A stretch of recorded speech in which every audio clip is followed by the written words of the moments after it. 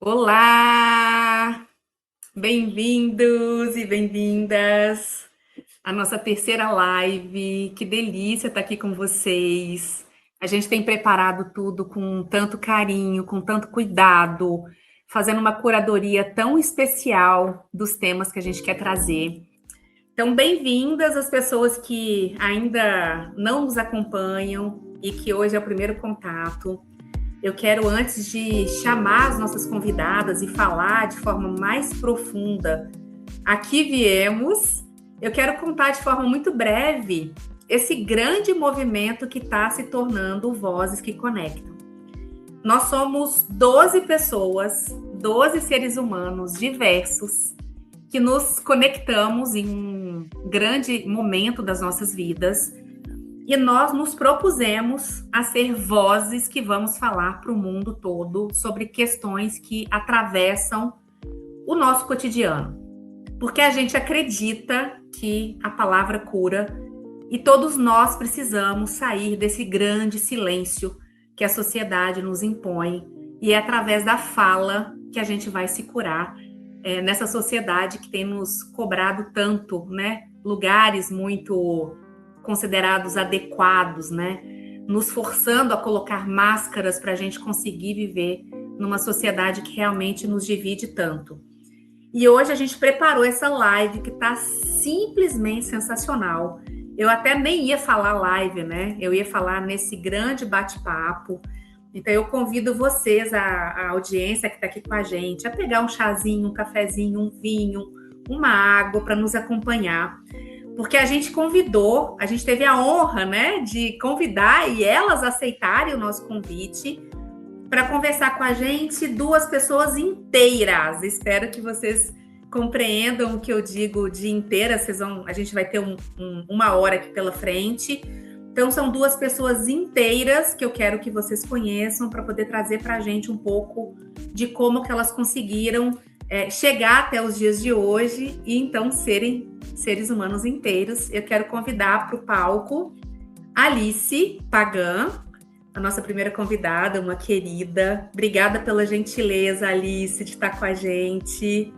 Boa noite. Eu não quero me arriscar a apresentar quem é você, que aqui a gente está falando de diversidade, e eu não quero começar te rotulando, né? Eu estudei um pouco sobre sua carreira, sobre sua trajetória, brinquei que eu não tinha nem roupa para fazer essa live, então eu não quero te rotular, eu quero que você se apresente para a nossa audiência, contando quem é a Alice, como que você chegou até os dias de hoje, e em seguida a gente convida juntas a nossa segunda convidada. Quem é a Alice? Bom, boa noite. Primeiramente, quero agradecer demais a oportunidade de estar com vocês. Eu sou Alice Pagan, professora universitária da Universidade Federal de Mato Grosso, sou bióloga, licenciada, fiz mestrado e doutorado em educação, concluí meu doutorado pela USP aos 29 anos, e hoje eu sou considerada a primeira professora titular do Brasil travesti, né? Então, a primeira travesti a alcançar a posição de titular. Na carreira de professores universitários do Brasil, a posição de titular é o topo e eu sou a primeira a ter alcançado. Não digo isso com alegria, porque a gente tem ainda 50% da população trans brasileira que não terminou o ensino fundamental, 70% que não terminou o ensino médio, e é um ganho ter chegado a essa posição, mas espero que outras de nós possam chegar lá. E também sou considerada a primeira artista plástica trans do estado de Sergipe, onde eu já morei, cheguei a morar 14 anos lá e acabei, né, criando uma exposição chamada Prendada e Destravada, e essa exposição circula até hoje lá com a curadoria da Casa Amor, enfim, e as coisas vão acontecendo e a gente vai deixando fluir, né? Sou muito grato por estar aqui hoje. Que lindo! Muito prazer, Celisa, muito bom estar aqui com a Alice. Já deu spoiler da próxima, gente, que eu já ia chamar de forma ainda misteriosa quem era a nossa segunda, mas Alice, muito bom estar aqui com você. Agora, juntas, a gente vai receber a nossa segunda convidada, que é a Celisa Hirt, que também é um ser humano inteiro, que eu fiquei muito encantada de estudar um pouco sobre sua caminhada, sobre as suas lutas, sobre as suas teses, né? Como que você faz para ajudar esse mundo a se tornar melhor. Então, é uma honra estar aqui com vocês. Eu espero conseguir conduzir essa conversa de forma madura, como vocês duas são. Muito prazer, Celisa. Conta para nossa audiência quem é você. Gente, muito boa noite. Honra é a minha de estar entre duas mulheres tão fortes e inspiradoras. Não tenho dúvida que esse papo vai ser enriquecedor, não só para a audiência, mas para nós três também. Sairemos diferentes dessa conversa hoje, tenho certeza. Eu sou a Celisa Hirt, todo mundo me chama de C, uma manezinha da ilha, nascida e criada em Florianópolis, Santa Catarina. Sou marqueteira de formação, me especializei em cultura organizacional, diversidade e inclusão. Hoje sou professora de pós-graduação do MBA USP Exalc. Sou palestrante, sou consultora, empresária e, acima de tudo, eu sou uma pessoa que acredita que respeito ele deixou de ser uma pauta de RH dentro das organizações e, na verdade, eu considero uma estratégia de construção do que seria uma sociedade mais justa. Então, esse é o meu propósito de vida. E assim eu me apresento, além de ser uma pisciana fofa de coração mole, né, meus amores? Você é o quê, Alice, de signo? Sagitariano com ascendente em Câncer, Lua em Libra. Eu gosto que maravilhoso. Pelo menos os três, porque só o Sol acho que não resolve. Né? Que maravilhoso. Eu sou muito sagitariano, muito aventureiro. E eu sou Mariana com ascendente em Sagitário, então é fogo com fogo. Uau! Então vamos embora. Gente, a gente escolheu esse tema, né? Essa é uma live que a gente considerou como especial em vários aspectos, né? Na verdade, ela entrou para o nosso conteúdo como uma live especial porque a gente está no mês de junho e é o mês que a gente está falando, né? Do orgulho, do respeito, do pertencimento, mas ela se tornou uma live especial porque a gente começou a ter contato com vocês e aí eu fiquei realmente muito impactada em conhecer duas pessoas que conseguiram se reconstruir ao longo da vida. E aí, eu queria contar um pouquinho, né, dessa questão do... Gente, eu vou fazer essa introdução com o conhecimento que eu tenho, já me colocando num lugar de... Pode ser que eu também precise de muito aculturamento nesse tema, tá? Então, é de forma muito humilde, que pode ser que a gente também, que eu vá esbarrando em algumas palavras aqui, que a sociedade, como a gente estava conversando no bastidor, ela vai nos contaminando, muitas vezes, de conceitos equivocados mesmo, né?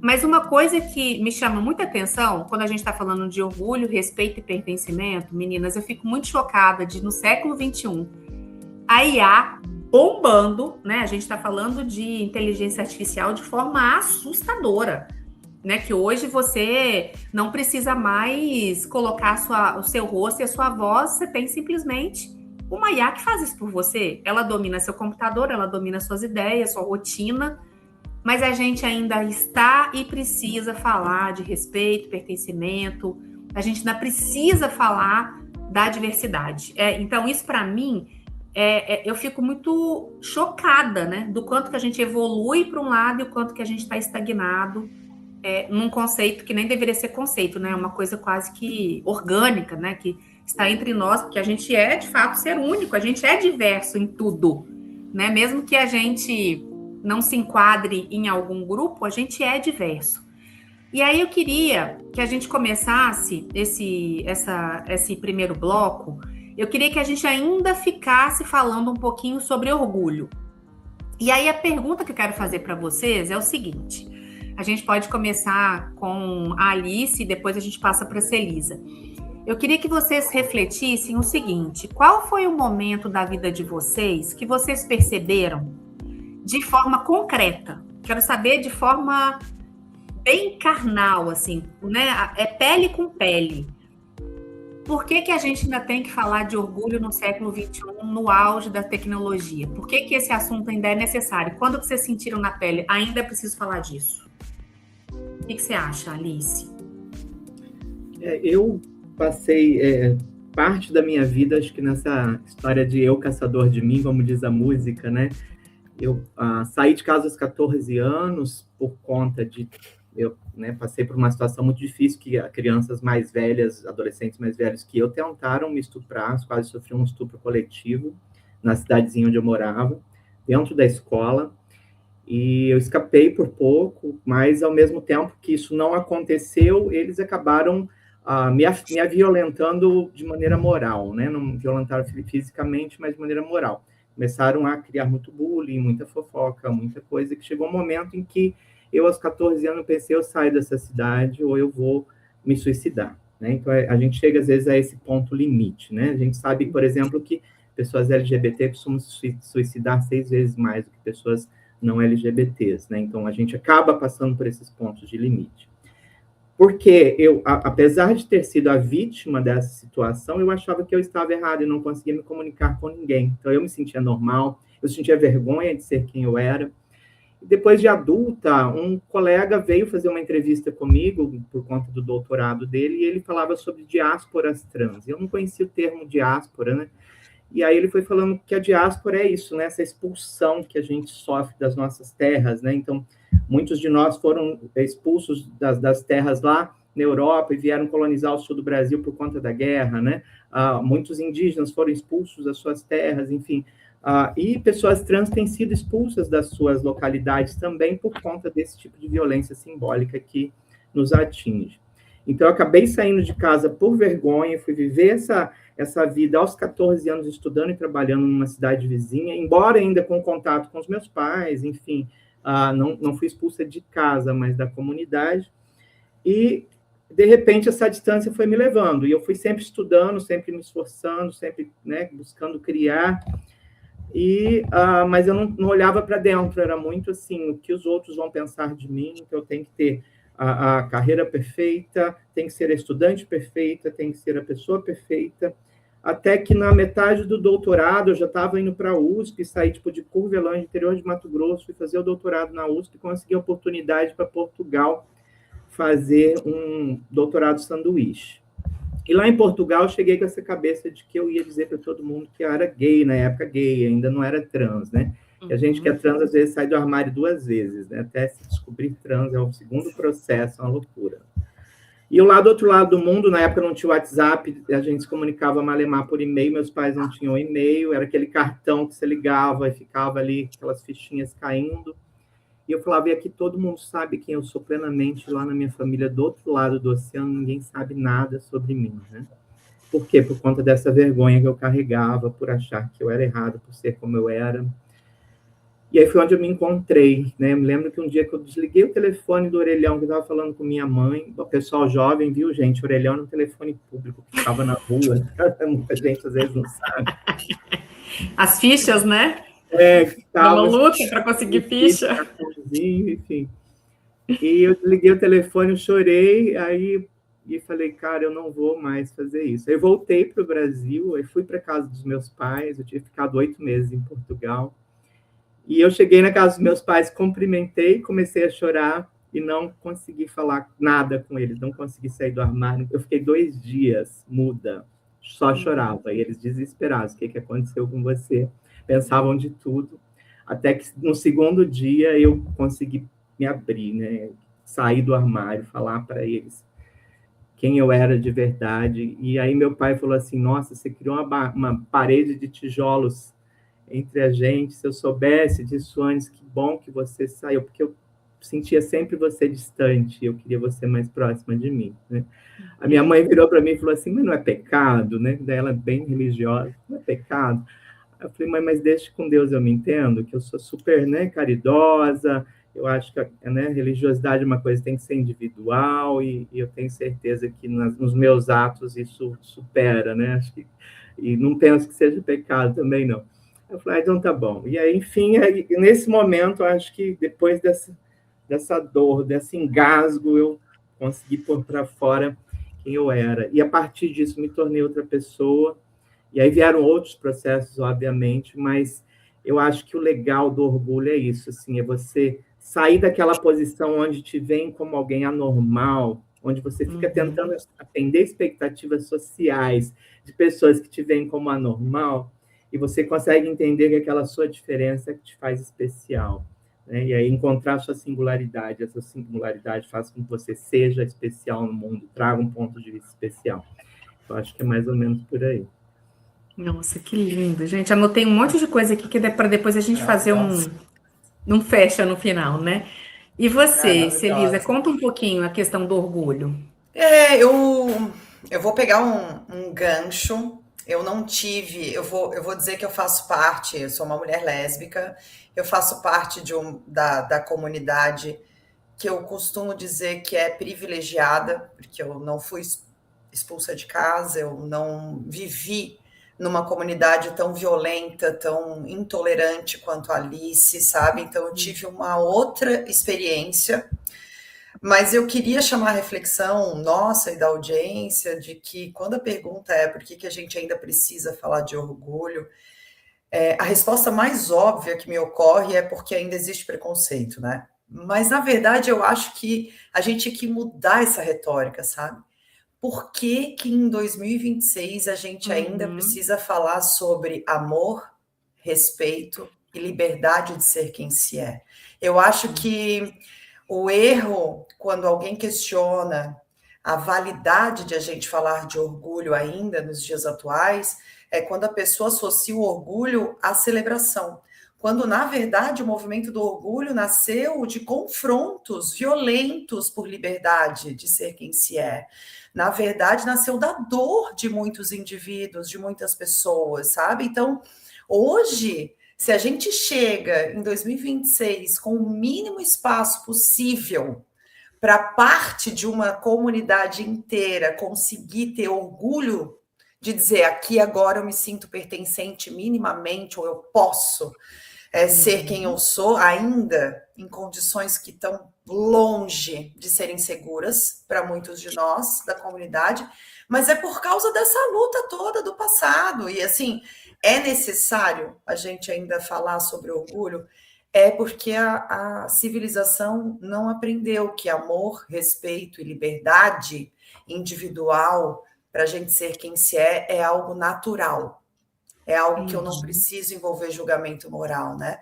E aí, nessa questão de vivência pele na pele, assim, que eu não fui uma mulher que passei situações tão duras, né? Quanto a Alice trouxe, me emociono de ouvir, porque nos convida a visitar bolhas das quais a gente não pertence. Eu acho que isso... Aqui a gente está numa situação de dor, né? Mas quando a gente fala de diversidade, a gente fala exatamente disso. E qualquer ser humano que você sentar para conversar, você vai ver que tem vivência de mundo, um repertório diferente, estímulos, sabe? Diferentes. E eu acho que essa é a beleza da vida, não sermos iguais, sermos diferentes, né? E em alguns momentos nos contrapondo, em alguns momentos nos complementando, nos fortalecendo, e assim a gente vai indo. As relações humanas são muito bonitas por não sermos iguais, na minha visão, né? Mas eu já tive um episódio, que daí já é mais na fase bem mais recente da minha história, em que eu sofri assédio moral dentro de uma empresa que eu trabalhava, justamente por ser mulher e lésbica, né? Num ambiente extremamente machista, que me exauriu. Para quem não conhece o que é assédio moral não é único e exclusivamente um afronto ou uma violência pontual. Para se configurar assédio moral, ele precisa ser recorrente. Então, na verdade, passar por isso em meio à pandemia, que já era por si só emocionalmente pesada, né?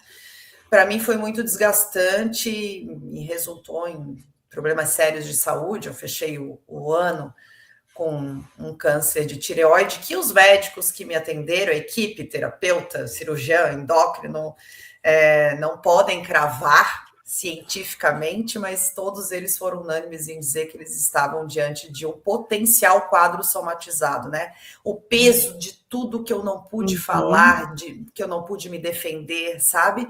Naquele ambiente.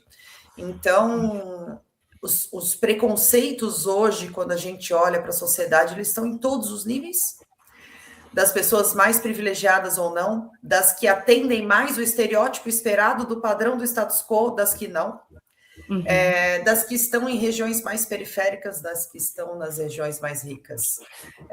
A sociedade, ela caminha passos lentos para desconstruir os padrões que ela mesma criou, né? Um padrão patriarcal, um padrão de base religiosa, e que entra em camadas de políticas públicas. Então, falar de orgulho em 2026 me entristece que ainda não esteja na conotação de celebração, ainda está na conotação de confronto e luta por direitos. Sim. Nossa, que perfeito, gente.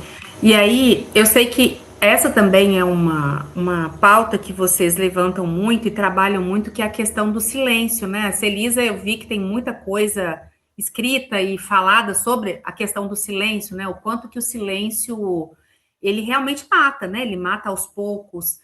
E aí, eu queria ouvir de vocês que a gente fizesse um link. Claro que as empresas, as organizações, elas são um reflexo da sociedade. A gente olha para as nossas empresas, a gente vê exatamente a mesma vivência que a gente vê extramuro, né? Mas eu queria que vocês contassem um pouquinho como que vocês percebem nas andanças de vocês, tanto na experiência corporativa de vocês e também nas palestras, né, que vocês duas também são palestrantes. Vocês acham que as empresas, elas estão de fato trabalhando a questão da diversidade? Aí a gente está falando de diversidade de uma maneira muito ampla, né? É geracional, é como chama? Neurodivergentes. Neurodivergente. A gente está falando de um espectro gigante da diversidade. Vocês acham que as empresas ainda estão muito embrionárias nesses debates? Talvez não, né? Que tem muita coisa que é da boca para fora, é só realmente para ganhar premiações ali de ser uma empresa diversa. Mas vocês acham que as empresas estão vivenciando isso mesmo e elas vão influenciar a sociedade a amadurecer? Ou ambas estão muito imaturas, sociedade e também as empresas? O que vocês acham? Podem escolher quem quer opinar sobre isso. Posso começar? Vai, Alice, por favor. Eu penso assim, que primeiro a gente tem que entender que inclusão não é só colocar a pessoa para dentro, né? Então, não adianta eu trazer a diversidade para dentro do espaço organizacional, ou, enfim, social, se esse espaço não for modificado. Eu só vou ter uma presença ali, uma presença que não vai ter possibilidade de atuação, né? Tem uma professora muito querida que ela me ensinou assim, que não existe pessoa com deficiência, o que existe é um mundo deficiente, padronizador. Né? Por exemplo, se em todos os lugares eu tivesse acessibilidade à pessoa cadeirante, ela não se sentiria com deficiência, que ela poderia entrar e sair de qualquer lugar, né? Então, acho que o grande passo é começarmos a pensar esse mundo, repensar esse mundo, e para quem nós falamos, quando falamos, né? Então, que mundo é esse? Para quem a gente produz? E isso é legal que pode beneficiar todo mundo, né? Do ponto de vista LGBT, por exemplo, a gente é criado, né, naquela coisa da marcação de gênero, né? Coisas de menino, coisas de menina, desde a infância, né? Isso vai para o nosso alicercezinho ali de quem nós somos enquanto pessoas, né? Coisas de menino, coisas de menino. E aí, quando a gente vê, né, a bicha, a trava, a sapa, né? E que tem toda uma forma de viver diferente, que estão ali transitando por esses lugares binários, muita gente sente essa estrutura que está lá no alicerce, que é lá nos 3 a 5 anos que a gente constrói esse mundo a partir desse binarismo. Então, esse alicerce vai estremecer, e essa pessoa vai ter que mudar, né? Porque vai estremecer. Só que algumas sentem esse tremor e sofrem, e esse sofrimento vira violência. Outras não, isso, né, aproveita a oportunidade, se reconstrói e começam a lidar com o mundo de uma maneira diferente. E os próprios espaços começam a se estremecer também com a diversidade. E o legal disso é o quê? Que quando você tem essa diversidade, você vai ter novos pontos de vista, novas formas de viver, e essas inovações vão garantir criatividade. E a criatividade ela é importante para qualquer espaço organizacional. Eu falo assim que às vezes a gente precisa transicionar para criar, né? Ou transcender para criar, né? Então, é sair das caixinhas, é mudar os pontos de vista. A biologia tem um exemplo clássico que eu adoro colocar em todas as palestras que eu dou, que é assim, que nas pesquisas com os primatas, né, com os macacos, com os gorilas, chimpanzés e tal, quando só homens pesquisavam até a década de 1970, só se falava em machos alfa, né, que eram os machos dominantes dos grupos de primatas. Precisaram mulheres começar a pesquisar primatas para perceberem que existiam fêmeas alfa. Aí eu fico me perguntando, esses pesquisadores homens não viam as fêmeas alfa ou eles simplesmente ignoravam porque achavam que era muito perigoso falar disso na sociedade da época, que isso poderia gerar questões políticas, né? Enfim. Hoje, por exemplo, a gente fala, né? Deus fez homem e mulher, e a gente ignora a ideia de que a gente tem quase 146 tipos de intersexualidades biologicamente descritas entre o que a gente entende como homem e mulher, né? Então, tem pessoas que têm XX e XY num corpo só, que fala assim, XX é de mulher, XY é de homem, mas tem gente que é mosaico. Né? Tem gente que tem pênis com útero vestigial, tem gente que tem vulva com testículo vestigial, enfim. Né? Então, a gente ciência, né, Alice? Ciência, né? Vai para além dos binarismos, a gente tem um mundo que vai para além das caixinhas, e a gente ainda está pensando igual as irmãs da Cinderela, tentando pôr os pés dentro do sapatinho de cristal. E as irmãs da Cinderela cortavam a pontinha do dedo, a pontinha do calcanhar, para fazer o pé caber no sapatinho de cristal, para tentarem casar com o príncipe, né? E as empresas, eu vejo muitas delas tentando colocar esse pezinho no sapatinho de cristal ainda. E esse mundo não cabe mais isso. A gente precisa criar, a gente precisa inovar. A gente está numa revolução industrial, revolução científica, que é a inteligência artificial, e a gente precisa de pessoas que pensem fora da caixinha para chegar, né, a essas inovações. E só consegue pensar fora da caixinha quem transcende. E eu acho que a comunidade LGBT tem transcendido muito, pode ser inspiração para muita gente que está no espaço organizacional. E aí a inclusão vem à medida que perceberem isso, né? Que mudando o mundo, a gente inclui pessoas e a gente tem uma forma de vida muito melhor. Eu tenho, na minha experiência aqui, eu entendo que a gente já tem algumas empresas que estão no Brasil, vou falar do Brasil, bem mais avançadas, que são cases de sucesso na questão de inclusão e equidade, né? E aí eu falo da diversidade bem ampla mesmo, assim. Mas se a gente for pensar no que é a maioria está nesse estágio que a Alice trouxe, quer dizer, o estágio da diversidade, que eu acho que tem a Verna que fala essa frase, né? Que diversidade é convidar para festa, inclusão é chamar para dançar, né? Então, assim, você não é porque você tem representatividade dessa diversidade, ou seja, você criou vagas afirmativas, você contratou pessoas que representam diversidade, que isso vai ser inclusivo. Para ser inclusivo, essas pessoas precisam sentir a mesma liberdade, a mesma segurança psicológica que os demais que atendem a um padrão já sentem, sempre sentiram dentro da organização, né? Então, as mesmas oportunidades, enfim, a segurança psicológica como um conceito mais amplo mesmo. Então, eu entendo que a maioria está nesse lugar, quer dizer, já coloquei a diversidade ou estou colocando parte da diversidade para dentro, mas ainda não consegui desenvolver inclusão e equidade, porque eu entendo dentro do que a Alice trouxe, que são esses 3 conceitos mesmo. A diversidade é quando eu abro espaço para que ela entre aqui. A inclusão é quando eu crio o ambiente seguro para essas pessoas serem quem são, sem recriminação, com oportunidades. E a equidade é quando eu adapto o ambiente para que todo mundo possa, de fato, performar e ter as mesmas oportunidades. Porque, assim, a gente está aqui, vocês deram um exemplo das pessoas deficientes, e é clássico quando a gente vai falar de equidade, que é diferente de igualdade, né? Usar o exemplo da bicicleta, por exemplo. Então, nós três aqui, se a gente fosse falar de igualdade, é dar a mesma bicicleta para cada uma de nós e dizer, eu espero que vocês pedalem 150 quilômetros por dia, 20 quilômetros por hora, com essa bicicleta, a mesmíssima bicicleta. Só que eu tenho 1,59, a Alice tem outro tamanho, outro porte, aí daqui um pouco ali, não sei, tem uma deficiência no pé, e aí no fim eu tô pedalando, porque eu sou baixinha, sem estar sentada no banco, para manter os 20 km por hora, eu não consigo manter o ritmo, horas eu tenho que sentar para descansar, a Alice está até conseguindo pedalar no que se esperam dela e não sei o quê, mas ali nem subiu na bicicleta, porque ela tem uma deficiência. E aí, quando a gente fala de equidade, a gente está dizendo assim, não, Celisa, a gente vai comprar uma bicicleta de porte menor para você. Alice, essa bicicleta te atende. Li, a gente adaptou para que a sua bicicleta embarque a sua cadeira de rodas, por exemplo. e você possa usufruir da jornada de pedalar junto conosco. Então, aí a gente chega num estágio muito maduro, que a gente está falando de equidade.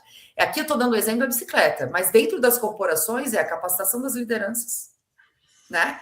Porque o maior problema que impede hoje as organizações de serem inclusivas e exercitarem e conseguir praticar a equidade é o julgamento moral, que cada um traz de casa, não é nem a organização que estipula isso. Cada um trouxe da sua casa para dentro da organização o seu julgamento moral e coloca em prática. E aí quem tem cargo de liderança, quem tem poder de decisão, é que vai ditando o que vai ser aquela cultura na prática, né, gente? Fora do discurso bonito que está lá na página de carreira para atrair grandes talentos e tudo mais. Então, o estágio que eu vejo é esse. A gente já avançou, mas a gente ainda tem uma longa estrada pela frente. Nossa, vocês tocaram em um ponto, principalmente eu tenho refletido desde a semana passada, a todo instante, do quanto, é uma coisa muito óbvia, tá? O quanto nós adultos somos quem fomos na infância. Muito dificilmente, a não ser que a gente seja muito terapeutizado, que a gente tenha tido muitas oportunidades da gente enfrentar as nossas crenças e trocar por crenças um pouco mais saudáveis. Mas o quanto a gente olha para trás e fala, caramba, eu tinha isso, eu agia assim na escola. E aí eu tive numa empresa esses dias atrás e me impactou positivamente uma coisa incrível, que essa empresa, ela influencia na educação. Então, são 13 anos de impacto direto na educação das crianças, depois dos adolescentes, depois dos pré-universitários. Eu achei isso uma coisa muito legal, porque, de fato, a gente não tem, nas nossas escolas normais, experiência de experimentar um empreendedorismo, de pensar o trabalho de uma maneira menos encaixotada, né, de um CLT ou de uma pessoa que queira um concurso, está tudo certo, mas aquele modelo de trabalho pré-estabelecido. E aí, é isso que a Celisa falou, né? Essas empresas, né, todas as empresas que nós estamos hoje, nós somos recheados de crenças, de maneiras de se comportar que a gente aprendeu na escola. E aí que fica o convite, né, para as empresas pensarem até para além do desenvolvimento de liderança, porque eu até acredito que muitos líderes também estão embarcados num sistema doente, que talvez eles também estejam adoecendo, também estejam se comportando de maneira muito rotulada, porque eles não podem agir de forma diferente. Então, fica o convite para as empresas se unirem, acreditar na inteligência coletiva, que eu acho que essa é uma bandeira que eu acredito muito nela, das pessoas se juntarem para fazer diferente. E não acreditarem que somente uma, duas ou três pessoas vão fazer esse grande movimento estrutural para mudar a forma que as pessoas enxergam o ser humano dentro das empresas. Então, realmente, ter esse movimento, né? Como a gente está falando do orgulho, que é um grande movimento, mas que as empresas tenham esse grande movimento de transcender a forma que a diversidade é enxergada dentro das empresas, porque é o que a Alice falou. É aí que está a inteligência, é aí que está a inovação, é aí que está a criatividade, é aí que está, de fato, a inteligência que vai fazer com que as empresas ganhem dinheiro, é quando a diversidade ela é entendida na sua maneira mais pura, na sua maneira mais plena. E aí... Não, desculpa, pode falar. Não, eu já ia engatar nas perguntas, mas eu queria te ouvir, pode falar. Não, eu ia te complementar, na verdade, porque eu idealizei uma frente de trabalho, uma teoria chamada Economia do Respeito, que, na verdade, ela trata exatamente disso, assim, como que as organizações, as empresas podem assumir o protagonismo de algumas transformações sociais, né? É importante lembrar que uma empresa, uma organização, ela é mero recorte de uma sociedade. Porque a empresa, ela é composta por pessoas, certo? Uma frase de Simon Sinek fala que não existe CNPJ sem CPF, não existe. Então, são pessoas. E essas mesmas pessoas que compõem a mesma sociedade da qual aquela empresa está inserida. Então, a gente está fazendo um recorte da sociedade. A organização vai sempre, inicialmente, representar uma lupinha daquele contexto social. O que a empresa consegue fazer é estímulos dentro da organização para que dentro daquelas 4 paredes imaginárias as pessoas sejam estimuladas a ter comportamentos e pensamentos diferentes do que foram estimuladas fora da organização. Uhum. E elas não vão fazer isso apenas pela construção de uma marca responsável, né? Porque isso é importante para o seu mercado, para o consumidor, tem valorizado cada vez mais isso. Elas não vão fazer isso só por reparação histórica ou tudo mais, porque nós temos realmente classes na sociedade marginalizadas que hoje necessitam dessa reparação histórica, mas não é só por isso. Elas vão investir em diversidade porque a diversidade dá mais grana, dá mais lucro. Mas a diversidade que dá mais grana e mais lucro não é a diversidade que a gente só abre a porta e diz: ah, você se vira para sobreviver na sociedade? Se vira para sobreviver aqui, estou te abrindo a porta, me agradece por isso. Não, a diversidade que traz mais lucro para a organização é aquela que a gente chega lá na equidade. Não é nem só na inclusão, é na equidade. Eu tenho que me sentir segura para ser quem eu sou dentro dessa organização, ser reconhecida, não ser punida, não ser perseguida. Eu não precisar deixar em nada parte de mim da porta para fora da organização para eu performar no meu trabalho, certo? Então, sempre que uma pessoa está dentro de uma empresa e ela está pisando em ovos, será que eu posso perguntar? Será que eu posso dar minha opinião? Será que eu posso dar essa ideia? Será que eu posso contrapor? Essa energia que ela desprendeu e essa insegurança que ela sente, ela já não está na sua melhor performance. Ela já não está entregando o seu melhor. Porque ela está sempre temerária sobre algo. Ou julgamento moral e social, que ele às vezes acontece silencioso, ou realmente perseguições e exclusões que são escrachadas, não são nem veladas, elas são realmente violentas. Então, nesse sentido, uma vez que a empresa investe na diversidade, inclusão e equidade, porque ela vai ter mais grana, uma hora ela vai esbarrar numa barreira, que é a barreira de que nem sempre essa mão de obra qualificada, essa mão de obra da diversidade vai estar totalmente qualificada.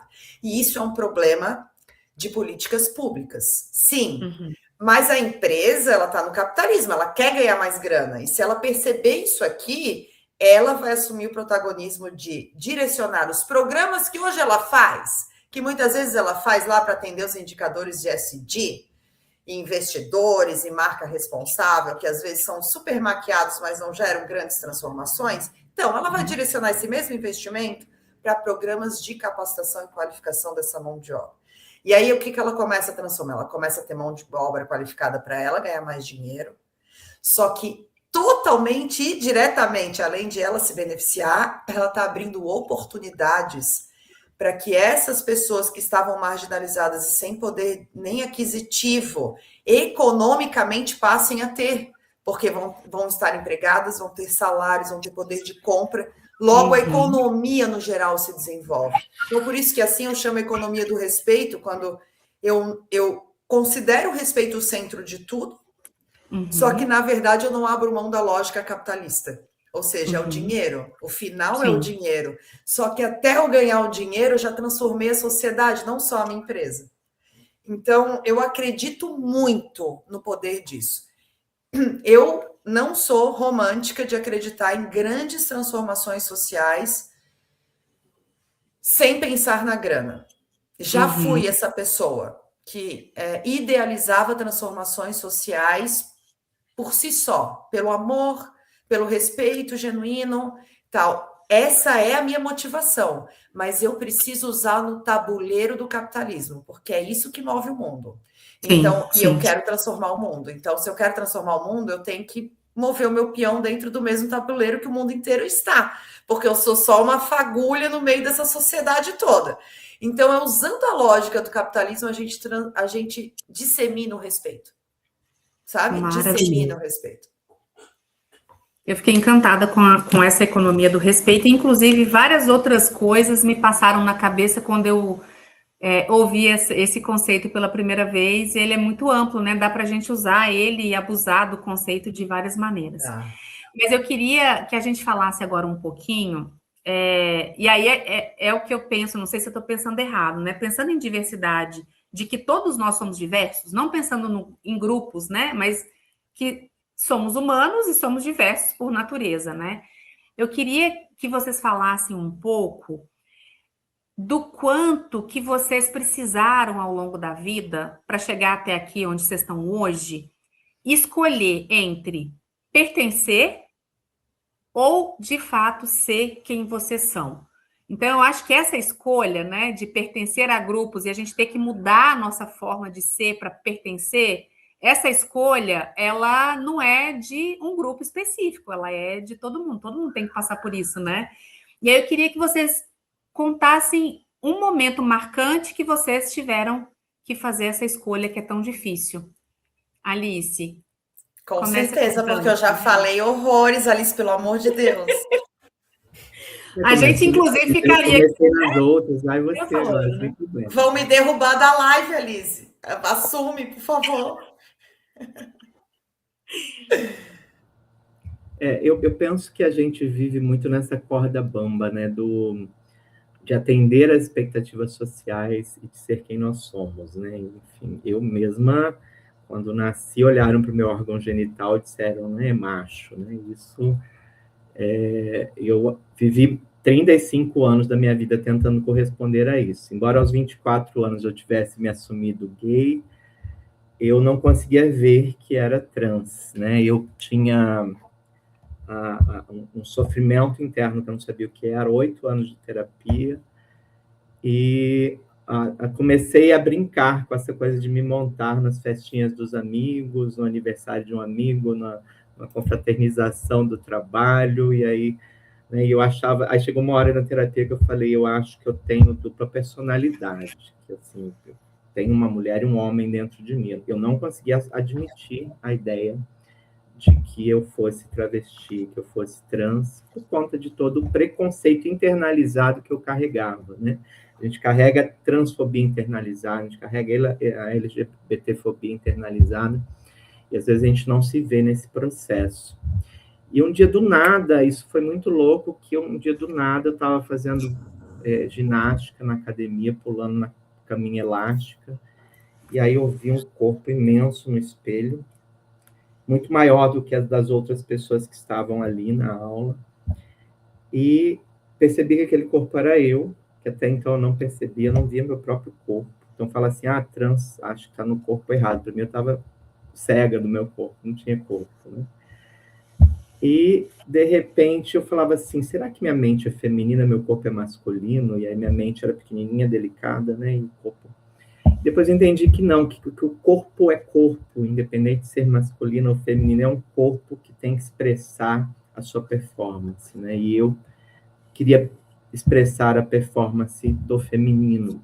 Assim como muitas mulheres cis, né? Muitas mulheres que são designadas mulheres quando nascem, às vezes não conseguem, inclusive, performar o feminino por conta de pai tóxico, por conta de marido tóxico, né? Enfim. E eu também estava sendo oprimida ali por isso. Então, eu comecei a fazer um processo de educação sexual, de gênero, com os meus amigos, com os meus pais, e contar sobre, né, como eu me sentia, e isso, devagarinho, eu também comecei a mudar a minha forma de existir, né, passo a passo. E um brincozinho, uma unha pintada, um colar, uma blusinha mais feminina, e, de repente, uma vez, uma turma minha virou para mim e falou assim, você quer que a gente te trate por ele ou por ela? Né? E aí foi aquele choque, eu fiquei emocionada e comecei a chorar. Falei, nossa, está acontecendo. Né? E aí veio a leveza, parecia que eu estava dentro de um mar sufocada e eu consegui boiar e respirar. Né? Então, sair dessa expectativa do social para ser quem a gente é, isso fortalece muito. E como eu fui juntando uma rede de apoio, não vinha o preconceito, não vinha a transfobia, que chegava nessas pessoas que me apoiavam e eles blindavam, né? Então, foi bem interessante essa segunda fase, porque eu já estava bem mais madura. E eu me lembro de uma vez que eu fui para o Hotel Ibis, em Belém do Pará, e eles não tinham lá essa coisa de nome social, eu colocava o meu nome do masculino, e foi a primeira vez que eu tive que brigar um pouco E aí chegavam as pessoas procurando Alice e não encontravam, estava o nome morto lá. Né? E aí eu tinha que falar o nome antigo, e aí meus amigos começaram a me encher o saco, você não pode deixar isso, tem que ir lá brigar na gerência e tal. E aí eu fui na gerência falar com o gerente do hotel, aí ele falou, não, isso eu consigo resolver, eu vou colocar aqui nas observações do sistema, e a gente vai resolver. E depois ele me ligou e me escreveu dizendo que eles mudaram no sistema o nome social, criaram um nome social lá na época, enfim. Mas aí ele falou assim, eu peço desculpas pelo transtorno. Eu falei, desculpas não, você precisa formar seus funcionários para isso não acontecer com outras pessoas. Aí ele virou para mim e falou assim, você falaria com eles? Eu falei, com o maior prazer. Aí ele me convidou para dar uma palestra para os funcionários do hotel, e eu fiz essa palestra com eles lá em Belém, e foi um momento de empoderamento muito grande para mim, eu fiquei muito feliz com aquilo. E aí um dos meninos trabalhava na recepção, me falou que ele era drag queen, aí já se abriu para todos do hotel, já te convidou para os shows dele, que ele fazia shows, ninguém sabia que ele fazia isso, né? Enfim, foi... Voltei para Aracaju, que morava em Aracaju na época, a gerente do IBS de Aracaju já me convidou para fazer uma palestra também para os funcionários do IBS de Aracaju. Enfim, e o próprio IBS começou a mudar daí nos seus sistemas o cadastro de pessoas trans, nome social. Enfim, onde eu estou querendo chegar? Que né, viver escondida, né, viver ali, era só dor, né, e era uma coisa que me fazia sofrer demais. E quando eu me empoderei, que assumi quem eu era, as coisas começaram a surgir, eu vi que comecei a transformar o mundo sem me planejar, né? As coisas foram acontecendo. Até ali onde houve um pequeno rechaço, já houve uma transformação. Né? Uma colega lá no Maranhão fez uma palestra sobre mulheres na ciência, colocou uma foto minha, e aí tinha uma aluna trans na turma que levantou, chorou, pegou o microfone e falou assim, eu sempre pensei que pessoas trans só existissem na prostituição, estou tão feliz de saber que tem uma cientista trans. E aí essa minha colega me ligou de lá e eu falei, nossa, eu estou promovendo transformações lá no Maranhão, sem dar um passo, sem escorrer uma gota de suor, né? Só por existir do jeito que eu existo, por aceitar quem eu sou, né? Então, isso faz toda a diferença. Então, essa corda bamba, né, de atender a expectativa e ser quem somos, né, você começa a perceber que vale a pena ser quem você é, porque isso vai influenciar o mundo à sua volta, isso vai, né, mexer no sistema de uma maneira muito positiva, eu acho que isso é legal. Antes de passar para a Celisa, só me responde mais uma coisa. Alice, você faria alguma coisa diferente? Olhando para sua história para trás, você fala, pô, poderia ter feito isso diferente? Eu queria ter transicionado bem mais jovem, assim, bem novinha, bem lindinha. Assim. Depois de velha, Evitaria não muito posso sofrimento. namorar, não posso casar, porque já, né, tem o etarismo no Brasil também, né? Queria se matar. Mas se eu pudesse, eu acho que desde a infância eu queria ser reconhecida como mulher. Né? Isso me lembrou uma história. Uma amiga me escreveu recentemente falando de um filho. Na verdade, falou assim: minha filha tem 10 anos, está começando a ter a transformação hormonal do corpo e ela está sofrendo muito, está chorando, porque os seios ela não aceita, não admite de jeito nenhum. Ela falou para a gente aos 5 anos que queria ser meninos, ignoramos. E agora, aos 10, a gente vê que ela está com um sofrimento psicológico muito grande. Você tem uma psicóloga a me indicar? E a gente quer a Sofia Fávaro, que é uma psicóloga trans, que fez doutorado com crianças trans lá do Rio Grande do Sul, maravilhosa. E ela começou a fazer essa terapia. Passados alguns dias, ela me escreveu de novo, falou assim, Alice, essa terapia está transformando toda a família, e agora nasceu meu filho. E aí ela falou, mandou a foto dele, e como a família, né, adotou um menino de 10 anos, e como eles estão felizes, porque ele está feliz, né? Eu sinto que eu gostaria muito de ter vivido isso também na minha infância, teria eliminado muito preconceito, assim, muito sofrimento, né, também na minha história.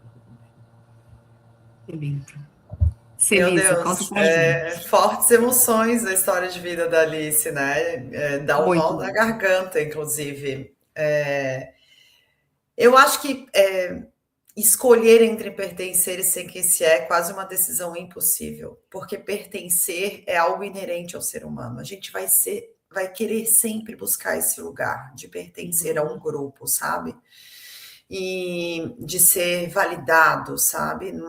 Ser quem se é e continuar todo mundo invalidando, diminuindo, não é suficiente. E sendo desrespeitado, nunca será.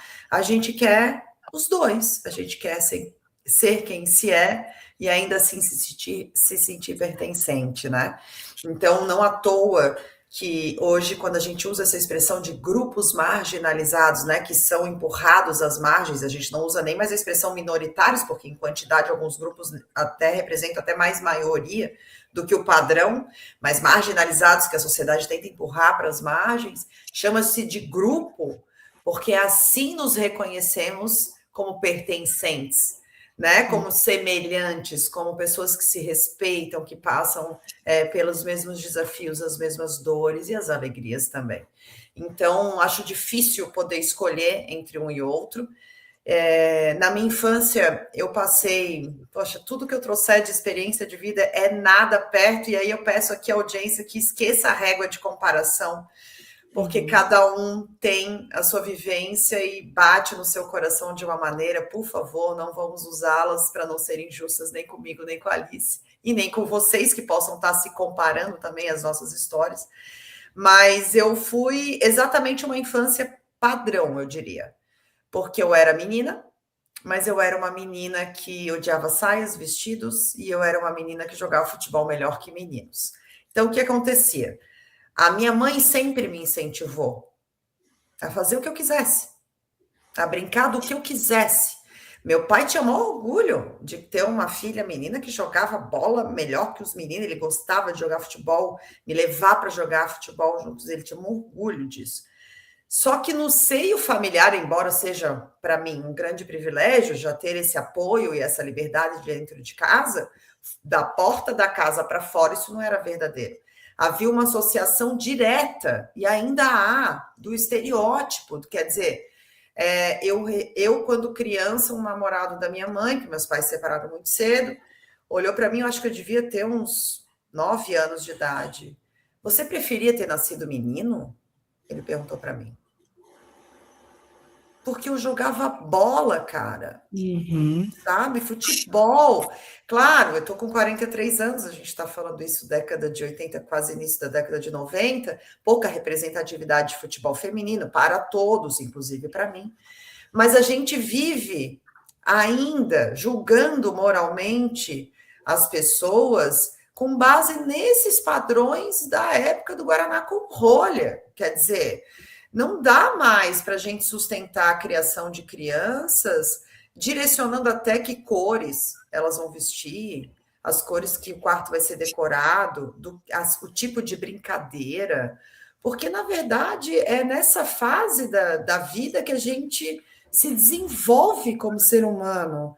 E como você quer que seus filhos se desenvolvam? De forma criativa, lúdica, destemida, encorajada, ou você quer que ela reproduza o padrão que foi imposto a você, a sua mãe, a sua avó, o seu avô, enfim? Porque nesse status quo que é tão patriarcal e machista, e isso desencadeia todos os outros preconceitos, tá? Ele vem da mesma origem, sofre o homem também, gente. Por mais que ele seja um opressor nisso tudo, ele também sofre com esse mesmo sistema. Meninos sofrem.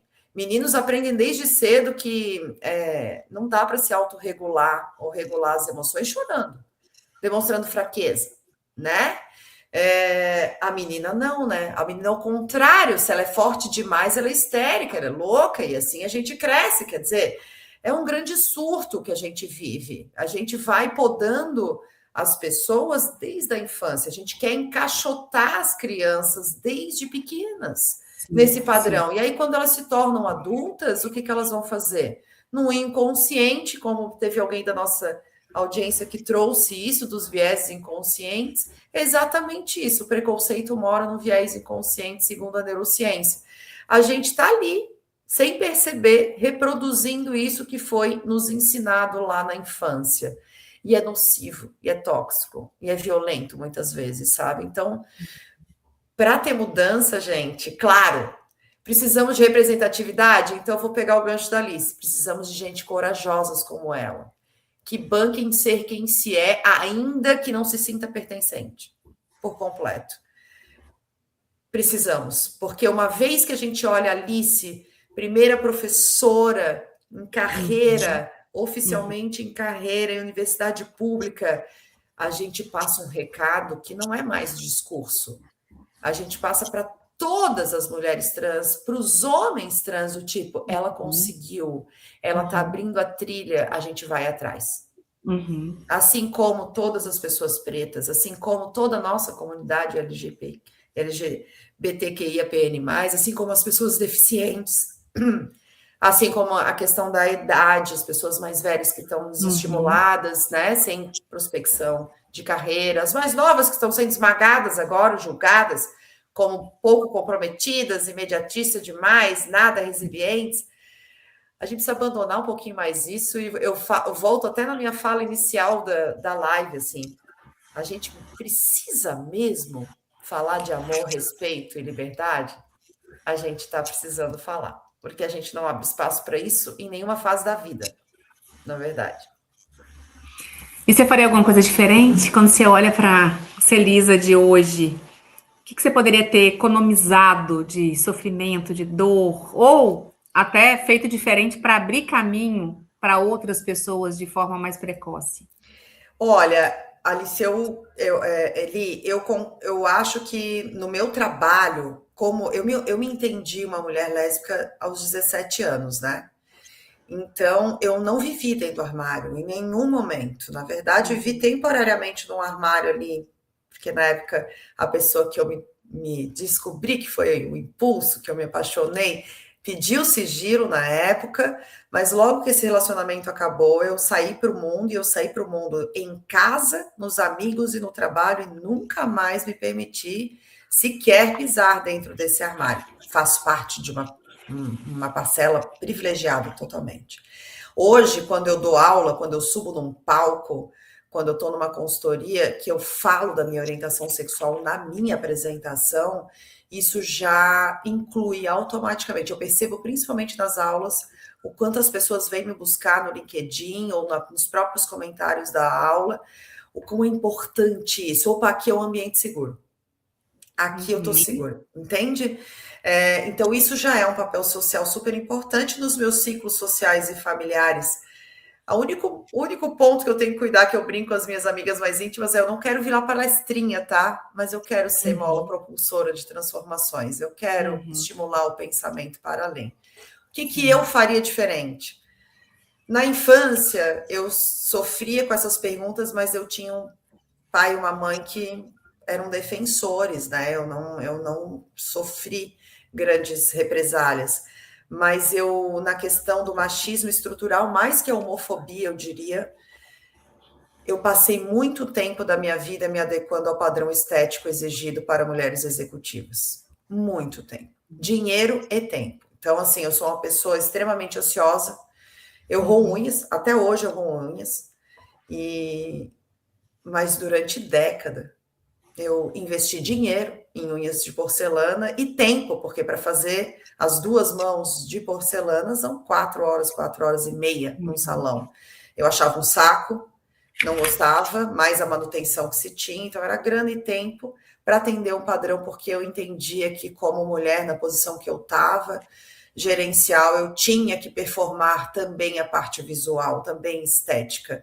E eu só fui me dar conta de que eu não precisava perto da pandemia já. É recente isso. E eu faria diferente. Por mim e por todas as outras mulheres. Hoje, eu não ando mais de salto. Hoje, todos os meus looks são estilosos, como eu gosto de me olhar no espelho e me sentir estilosa, vaidosa, mas eu ando de tênis. No maior palco de evento que eu for palestrar.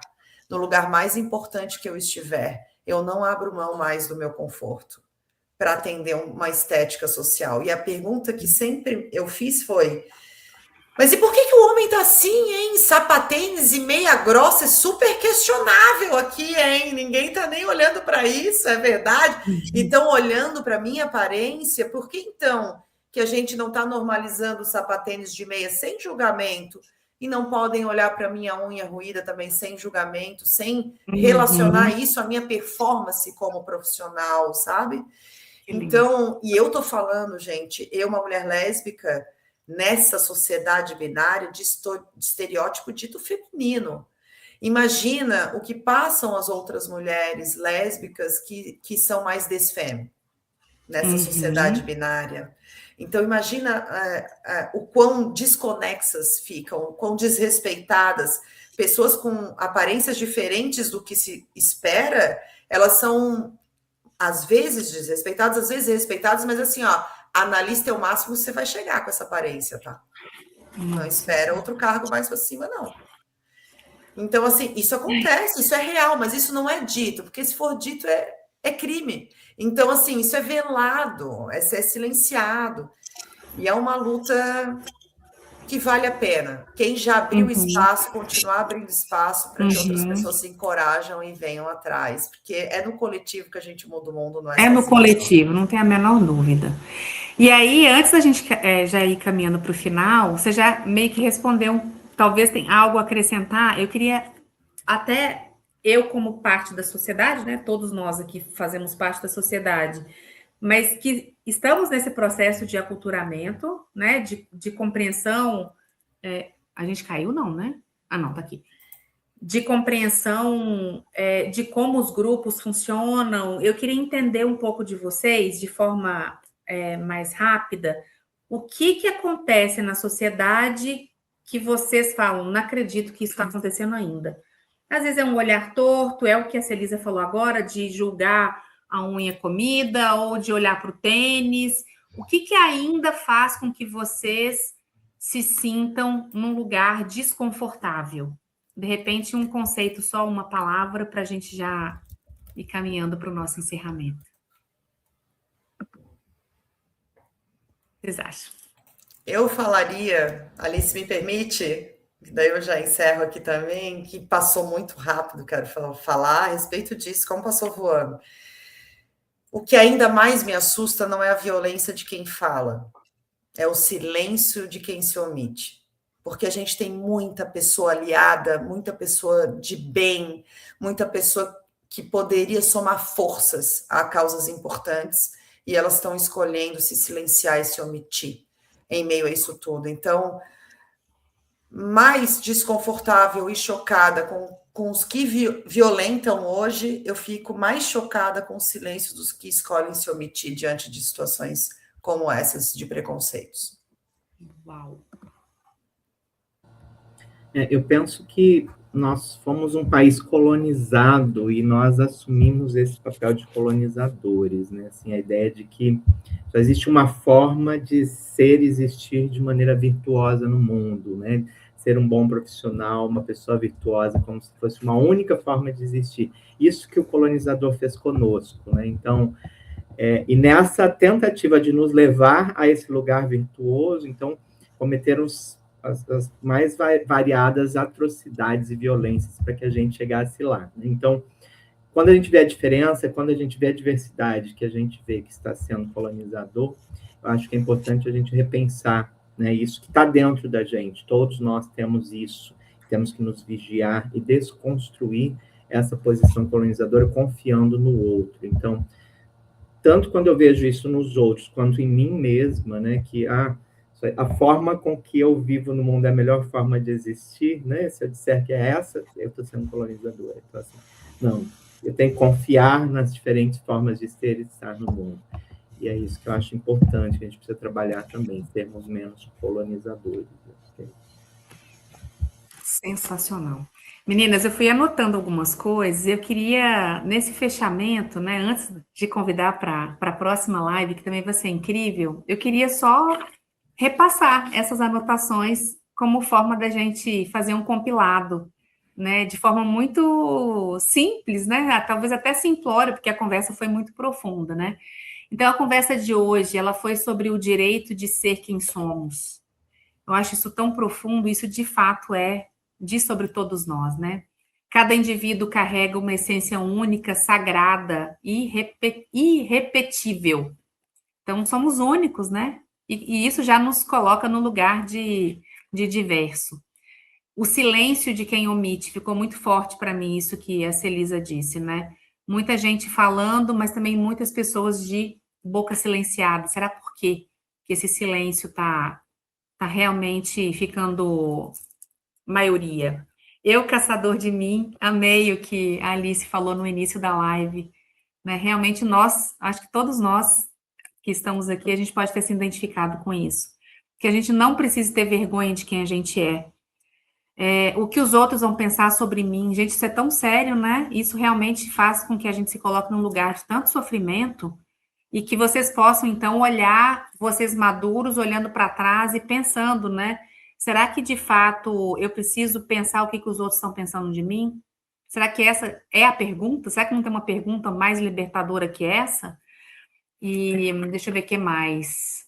Por que a gente ainda precisa falar de amor, de orgulho? E aí eu concordo com vocês, a gente precisa falar sim, a gente precisa falar para a gente começar a sentir o peso do silêncio, desconstruir para reconstruir, e inclusão não é só colocar para dentro, mundo padronizador que a gente vive, repensar esse mundo é necessário, senão se a gente não tiver conversas como essa, para a gente poder repensar e questionar e fazer perguntas muitas vezes óbvias, a gente não vai sair do lugar. Espaço para a gente ser quem a gente é.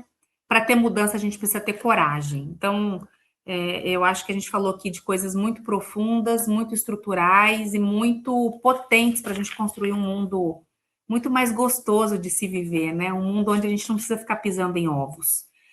E nesse encerramento, eu quero convidar para a próxima live, que vai ser no dia 1º de julho. A gente vai falar quando a vida para de repente. E a gente vai ter 2 embaixadores aqui do Vozes que já tiveram com a gente, que é o Valdir e a Rochelle. E a gente vai ter a estreia do Ricardo, que também é uma outra voz fantástica. Então, já deixo aqui o convite para vocês não perderem a próxima live, dia 1º de julho. Meninas, foi um prazer inenarrável. Eu amei. Eu passei a semana inteira na atmosfera de vocês. A semana inteira embarcada na construção de vida, como que vocês foram catando os caquinhos, como todos nós, né? Fomos catando caquinhos, vocês conseguiram se reconstruir. Eu vi vocês assim como um belíssimo mosaico, mulheres lindas. Obrigada por dividir comigo esse palco. Que bom foi estar aqui com vocês. Obrigada. Celisa, obrigada. Alice, obrigada. A toda a nossa audiência, foi lindo estar com vocês. Vocês querem deixar uma palavrinha final para a nossa audiência? Eu quero agradecer muitíssimo. Que honra conhecer vocês, que encontro maravilhoso. Espero que a gente possa construir mais juntas, tá? Eu estou, assim, extasiada com vocês, me sentindo grata por a gente ter se esbarrado nesse mundão todo, assim, ter se conhecido. A mensagem que eu deixo para a nossa audiência é: da mesma forma que você honra a sua história, e tudo que você viveu, e todo o seu repertório, e como você enxerga o mundo, quando você olhar para outra pessoa neste planeta Terra, apenas respeite que ela não enxerga o mundo com a mesma lente que você, porque ela não viveu exatamente as coisas que você viveu. Se a gente conseguir respeitar que o outro enxerga e percebe o mundo diferente de nós, porque simplesmente viveu diferente de nós até então, a gente já ganhou. Então, o convite que eu faço é que essa live toque o seu coração para que você, a partir de agora, passe a olhar o outro, não com a sua lente de mundo, mas respeitando que cada um tem a sua própria lente. Quero agradecer a oportunidade também. Foi uma honra imensa estar com vocês, Lili, Murilo, que fez o convite, né? A Valdir, que esteve conosco. Uma alegria estar com vocês. Parabéns pelo projeto. A mensagem que eu deixaria é: cuidar de si é cuidar do mundo, né? Então, que as pessoas se encorajem a olhar para dentro, olhar para as próprias dores, olhar para a própria vida, que isso abre e liberta para que outras pessoas ao seu redor também possam viver de maneira mais livre, né? Às vezes a gente está preocupado ali que não deve haver casamento gay, mas nosso casamento está se perdendo, né? Às vezes a gente está preocupado que pessoas trans não podem usar o banheiro, mas a gente está cheio de fetiches e coisas das nossas cabeças, né? Enfim, olhar para dentro, olhar para os próprios preconceitos, olhar para as próprias dores, olhar para a própria vida. Cuide da própria vida, que as outras vidas se libertarão, né? Digamos assim. Que lindo. Cuidar do mundo, né? Começa cuidando da gente. Acho que é por aí. Que lindo. Muitíssimo obrigada, meninas. Obrigada ao Murilo, que é o nosso bastidor tão precioso, que cuida de tudo, para que tudo se conecte de maneira brilhante, que fez esse fundo lindíssimo para a gente, que eu estou achando que a gente está realmente ficando muito profissional no negócio. E a gente se vê, então, dia 1º de julho, e sigam-nos nas redes sociais, que a gente vai começar a ter muitas novidades incríveis, porque não podemos ser vozes silenciadas. A gente tem que ser voz que toca, voz que cura, voz que conecta, e a gente quer estar junto com vocês nesse grande movimento de contaminar o mundo com a nossa energia e com a nossa voz. Muito obrigada, nossa audiência, obrigada de novo, Alice, obrigada, Celisa, vamos continuar juntas por aí. Muitos beijos. Tchau, tchau.